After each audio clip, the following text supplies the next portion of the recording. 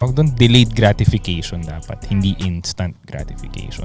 Hindi lang sa weed yan actually, sa lahat ng bisyo, sa toys, kotse, sapatos. Ba't kaya mong tiisin muna na wag muna, no? Delayed gratification. No?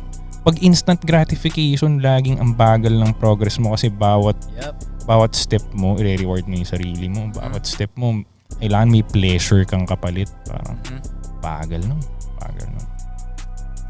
So, yeah. Kaya pag gagawin mo na yung, kunyari, yan, smoke. Kunyari. Saya nun. Parang tinis, hinintay mo ng matagal eh. Yup. Mas masaya siya, no? Tsaka tuloy-tuloy. Tuloy-tuloy na siya, tol. Alin? Smoke. Magtutuloy-tuloy na. Gano'n na yun eh. Tangina mo. Naano mo na. Tangina mo. Na-unlock mo na eh. Tuloy-tuloy na yun. Smoke na lang, smoke, diba? Nakamit mo na ang dapat mong makamit. Pag nakamit mo na ang dapat mong makamit. Yun pala, dapat.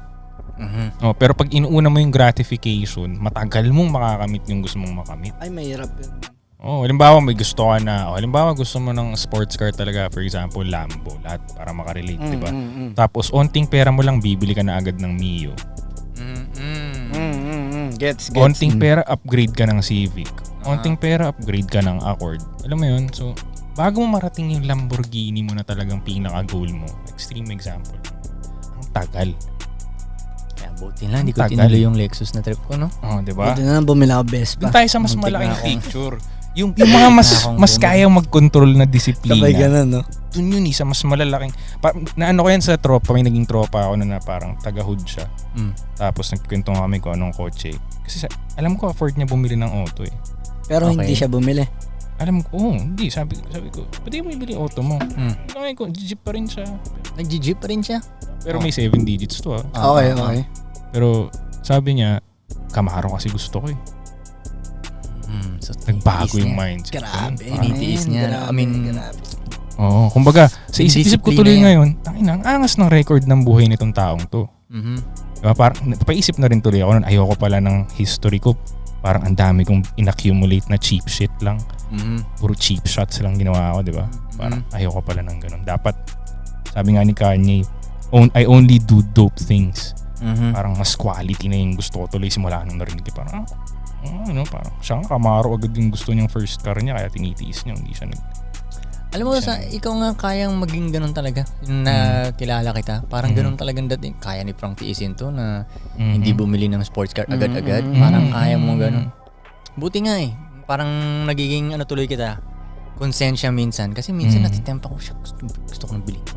Masarap talaga eh. Masarap talaga. Kaya nagka-balance ito siya. Parang feeling ko, pag bumili ako ng, bumili na ako ng mahal na brand new na kotse, ganyan. Parang, alam mo yun? Hindi siya may elib sa'yo. Parang hindi siya may elib sa'yo.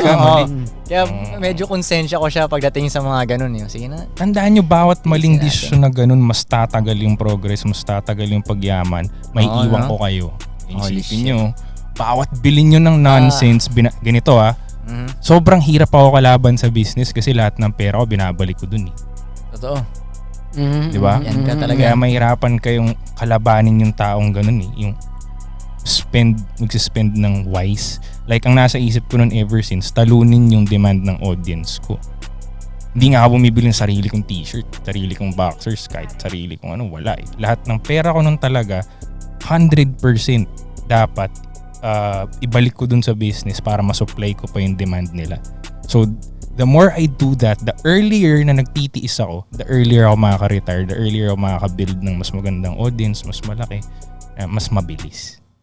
Kesa, halimbawa, pagkakuha ko ng pera, bumili akong Porsche, bumili ako ng condo, bumili ako ng ganito, bumili ako ng ganyan. Hindi. Nilagay ko lang lahat talaga sa business. Tapos sa sarili, syempre. Tangina, grabe nga nung nung nalaman ko na cash broke ka. Oh, yeah. Cash broke siya. Una, sinasabi niya sa akin yun, sabi niya, hanggang ngayon ko cash broke pa rin ako. Wala akong cash na hawak talaga. So ako naman, parang ang laki na ng diskarte natin dito. Wala ka pa rin. Ano yung sabihin, di ba? Nga, pag nakakapera siya, nilalagay niya ulit sa... isang beses tol, nandun kami sa bahay. May music video kami na shoot. Kailangan ng props ng pera.